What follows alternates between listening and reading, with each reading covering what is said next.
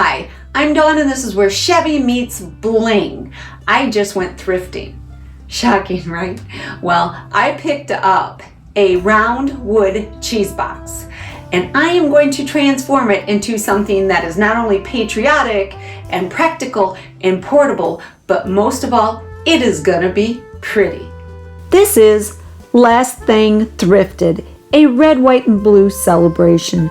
I would like to thank my co-host Jody from Jody at Southern Seasons, Monica from Up All Night DIY, Zaina from OK at Home DIY, and Tracy from Tracy Vanover Designs. You're going to find the links to this playlist as well as their fabulous channels in my description box below. I went thrifting to a small resale shop here in town, and I find some amazing things sometimes I don't, because they don't have much of a selection. But I did pick up this wood cheese box for $3. And as you can see, it does have somebody's name or company or whatnot on there. So for me to do anything to this, that needs to go bye-bye. So goodbye, Zingermans. It's time for you to leave. Little sanding, and it will give us a clean slate so that I can begin to make this thing into a red, white, and blue celebration, right? The other thing that has to be rectified are these the plethora of staples that somebody shot through this thing. Evidently it wasn't holding and they got a little crazy. There's like a dozen staples in this thing that don't need to be there. So I am going to remove them. I'm using my upholstery staple remover. Figured that was my best bet and it works like a charm. Then taking my needle nose pliers and I'm pulling them the rest of the way out. Once I get all of these staples out of the base of the box, my little wood box, it's so cute. I'm going to use some wood glue and I'm going to clamp it so I don't have the same issue that Mad Stapler had and my cheese box stays together. So plenty of glue, wipe it clean, and clamp this bad boy. Some of the staples around the base, the bottom, weren't in all the way, so I just tapped them in with my hammer, and even the lid had like excess staples. I mean, I don't know, but I will handle this just like I handled the bottom of the cheese box. I'll remove them and then I will glue it and clamp it. I am taking some extra time and extra care to really sand the inside of my lid really well. I mean really well. I want this thing super smooth because the inside of this thing is going to become a charcuterie board. That is correct, a charcuterie board. So I am sanding my wood nice and smooth, and then I am going to be giving it a coat of a Butcherblock sealer that is food safe, because we actually are going to be able to use this little charcuterie board. I will leave the information on the brand I'm using in my description box. I am now creating a liner for the bottom of my box. So I'm just using an old piece of cardboard. This is actually the back to an old calendar, a desktop calendar. And I am creating a circle that will fit right snug down inside my box. Once traced, I cut out my circle because this isn't going to be just a pattern. It's actually going to become part of the liner.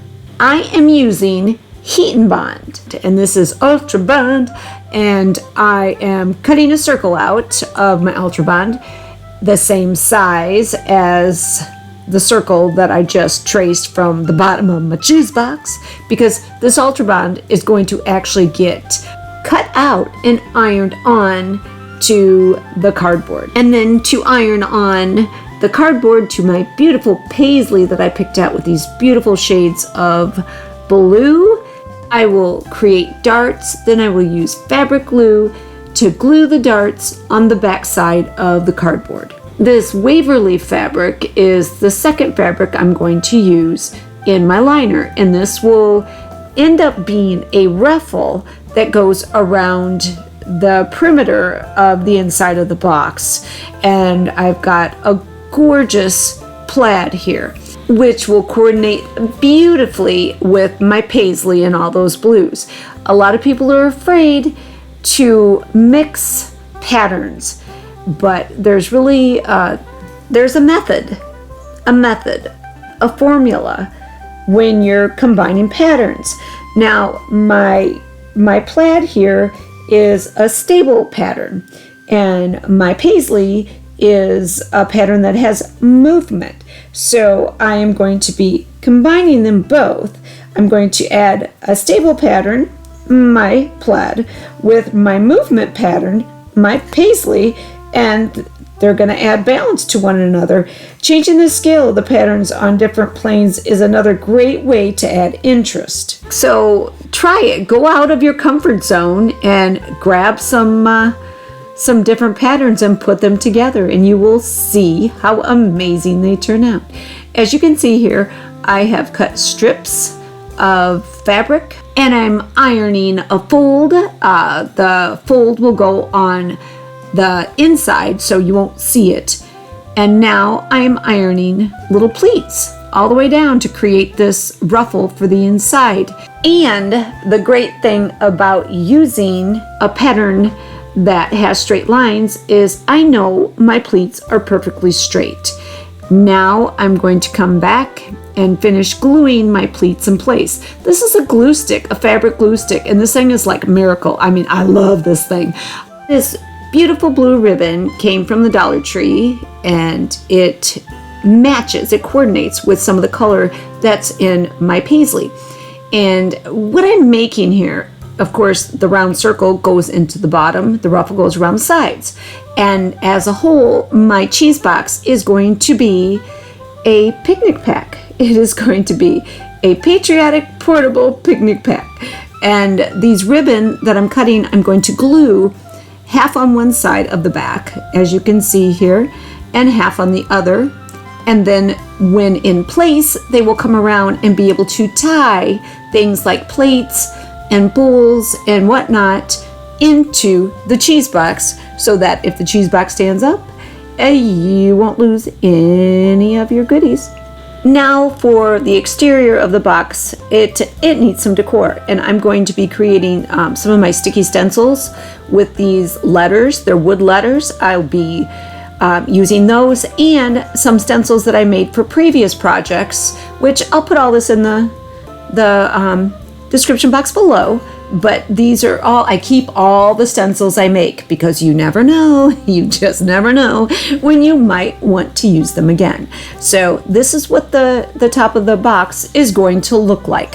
Now I just need to cut them out and start my painting. Now, as you can see, there's going to be some layering involved. So when you do your sticky stencils, you need to figure out what is going to be seen on top. And those are the first things that go down. So the very last thing that you see behind everything will be the last thing you actually apply when you're using your sticky stencils. Now I finally get to paint. I am putting down my base coat, and I'm using all chalk paints for this project. I have not used chalk paint for a project with sticky stencils before, so I'm very curious to see how this is going to play out. I'm super excited because I'm very hopeful, but everything is getting a coat of plaster. That is going to be my base coat. That is what the background will be, and that's what my letters will be. So paint away, and then I can apply my stencils. With each layer, I apply a different color. I seal the stencil that has come prior to the following stencil, and then after I seal it with the color that stencil is going to be, like the letters, I sealed it with white. Then I came over, and you can see I did my banner in blue.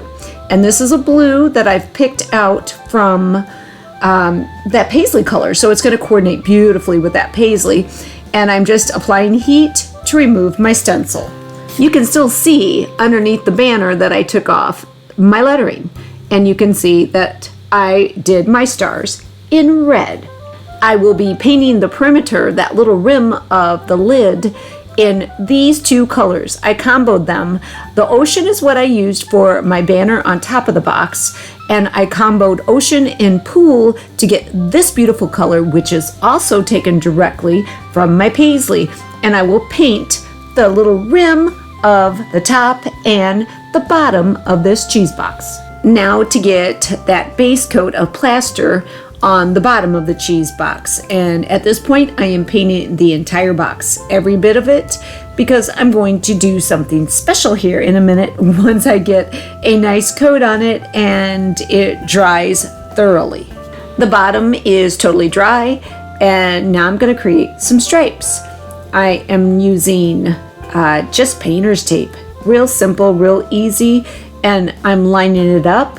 And I will come back and I will check for square once I get this first one on here. The first one is the most important one, so I get it on there, I get it lined up. I continue creating my stripes around the perimeter of the box. I am making random sizes for variety. Once my stripes are all in place, then I actually paint in what is left. Where the tape is will be white. I am doing a couple of different paint colors. I am using my red and this beautiful color that I comboed. I took my red, my crimson, and my ballet slipper and created a color that was somewhat in between. And it's actually a color directly out of my plaid. I alternate my colors between my crimson and that pretty almost watermelon color I created until the entire sides of my cheese box are painted. Once my paint is dry, I am removing the painter's tape because I am going to do 2 more stripes on here. They are going to go the opposite direction because I am creating a plaid. This plaid is going to resemble the plaid that's going to be on the inside of the box. So once I get all my tape off, then I'm going to grab my painter's tape yet again, and I am going to create just 1 stripe with the painter's tape, but I will be painting stripes on either side of this painter's tape. So I will get this all the way around, and I will make sure that once again it is on here nice and square, and then we can start painting. I'm going to be using a wash on both my stripes. The top one will be the watermelon in a wash, and the bottom will be that crimson red in a wash. And after that paint is dry, I will remove my tape and touch up any shabby edges that are shown. I want nice straight edges on my plaid. I will be using the remnants of this belt to create a handle. And I will also be using these little thumbtacks that came off a prior project in the bridal fair video. I'll leave that video link in the description box, but you can see where these little things stem from. And there's 6 of them, and they have stars on them, so how appropriate, and yay, save everything. At the exact same place that I found my little cheese box, I found these adorable little stainless steel topped firework salt and pepper shakers. How adorable to go into our Patriotic portable picnic pack, right?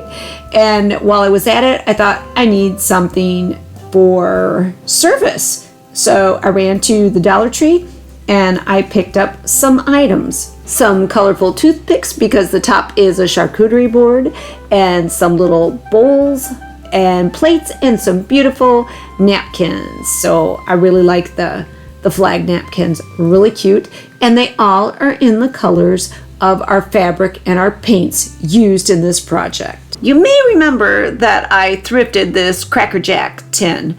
Absolutely love it. It was $1.49. Well, I am going to take this little thing and I am going to create a handle for it. I am not going to damage it in any way, shape, or form, but we are going to make a little handle for it so we can carry it around with our little picnic pack, and maybe put glasses in it, or silverware, or extra napkins, or food, whatever we would like to put in it. It is a tin, so it will hold a multitude of things. I am using this ribbon that I picked up on clearance at Hobby Lobby. I cut a piece about 8-10 inches long, and I'm going to coat it in Mod Podge. So I busted out the podge and we're gonna give it a coat. Sorry about my big old melon in the way, but as this thing is coated, and I'm going to mold it, just kind of gently mold it over a piece of folded up wax paper, and it's going to take the shape of a handle. All of the components have been assembled, handle and all, and now I'd like to share with you my patriotic, portable, practical picnic pack with charcuterie. There's the handle I created from my Cracker Jack tin. And there's some beautiful flowers that I put into that thrifted basket. They're watermelon, the same color as that paint I mixed. How convenient. And they were on clearance. And they will go in my garden in the ground because they're perennials. And here's our handle for our cheese box. Now our picnic pack. That is that belt. That is a portion of the belt. I just cut some off. I made sure both ends were the same. I painted the top, the ocean chalk paint, and the inside of it, the underneath part, I painted it that watermelon. It is held on by 3-in-1 glue, and the tacks are merely decorative. Thank goodness I kept them. So cute. Here's our lid, Star Brand cheese. It really was a cheese. I don't know if it still is, but it was. You can see how I put a little more detailing on the letters, and when I was done and it was dry, I took a fine grit sandpaper to it just to give it a little bit of age. You can also see how on the perimeter, my actual rim of the box, that plaid I created, I think I matched my fabric pretty darn well. I am really pleased with the inside of our picnic pack. That paisley and plaid are so beautiful, and they match all of our paint so incredibly well. The coordinating aspects of this little piece are simply amazing. You can see the plaid there once again, and there's the ribbon that I added to hold anything inside right in place, so as you're traveling with that little handle, you can take it and be assured that whatever you put inside isn't flying all over your picnic pack. And remember, the inside of our lid is a usable charcuterie board. It was finished with Watco Butcherblock Oil and Finish. Anytime you're uncertain on if a wood has been treated or not, be safe. Be safe and put a food safe finish on top. That way you never have to worry, and you can enjoy your picnic or your party or whatever the case may be. I love charcuterie boards. I'm actually going to put the links to a couple different charcuterie boards that I've made in the description box below. Thanks again to Jody, Monica, Zaina, and Tracy for joining me in this episode of Last Things Thrifted, a red, white, and blue celebration. You are going to find the links to this playlist and their channels in my description box below. I hope you enjoyed this video. If you did, give it a like, share it with your family and friends, and anyone that loves patriotic or outdoor decor. You can follow me on Instagram, and don't forget to check out my shop on Etsy. Leave me a comment. I would absolutely love to hear from you. Don't forget to subscribe. It's a great way to support my channel. But for now, this is Dawn with Shabby Meets Bling. Thank you so much for watching, and we will see you next time.